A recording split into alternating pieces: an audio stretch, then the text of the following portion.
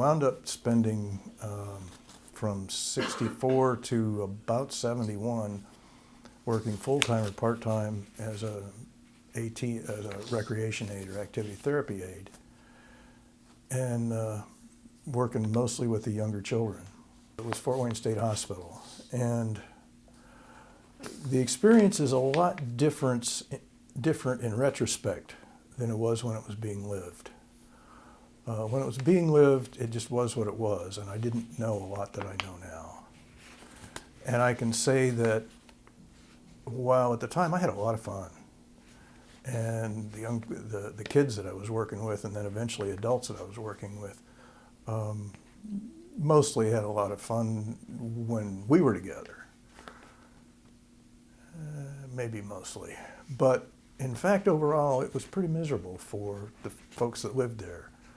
And today, it's one of the things that I try not to think about too much because it makes me too sad to think about the things that I was part of and saw there, the mistreatment, people encouraged to mistreat each other. To go into much detail is a little scary because of some of it's just too hard to do. But the head of security was an abusive person, and I watched him abuse people. And I remember a guy, great big guy, who was physically in mostly pretty good shape. And his name was Paul, and he liked me because my name was Paul, and he was always, "Hey, Big Paul!"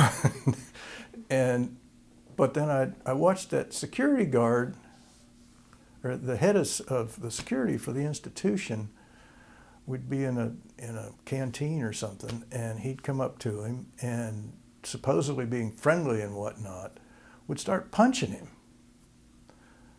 And there's nothing I could do about it. At the time, even at that time, in that milieu, when most people didn't think much of that, it upset me a lot, but there was nothing I could do about it.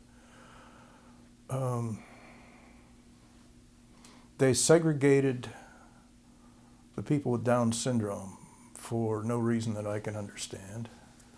It's also interesting that there was considerable difference, I think, between what went on in different institutions. One thing that I don't think ever happened at Fort Wayne that did happen at Muscatatuck, some of the staff sort of semi-adopted some of the residents and would take them to their family events, take them out for Christmas, and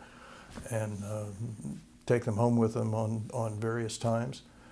And they became a little bit more like us, at least to those individual staff that did that. And I don't know of anybody doing that in Fort Wayne. There were a lot of really, at the same time, in terms of staff, there were a lot of really wonderful people, really good, sweet people participating in an absolutely horrible milieu. And it only takes later advances to be able to look back and see how bad it was. The abusive nature of it was not unlike, in many ways, not unlike prisons today. And I think, looking back on it, without thinking about it and without describing it or can't find quite the right word, without articulating it, people were operating under the assumption that there was a separation in terms of quality of humanity or even humanity between the people who were incarcerated and the staff. Essentially, everybody operated on the assumption that the people that lived there were subhuman. If you had challenged them on that, they would have been upset. But if you looked at how they interacted with people, then it was continuous.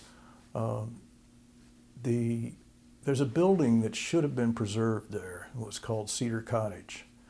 And that one had cells in the basement with chains in the walls and things carved in the walls from people that had been incarcerated there over the years.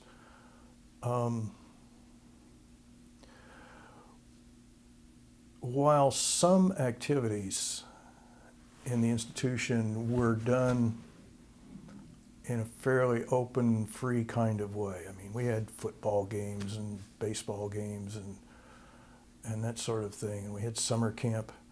But much of the daily living stuff outside of that, the getting up and going to bed and eating and bathing and all of that, was handled very much the same way as it's done in prisons today. It was very regimented, and it really depended on the emotion of the staff person at the moment on how individuals and groups of individuals were treated.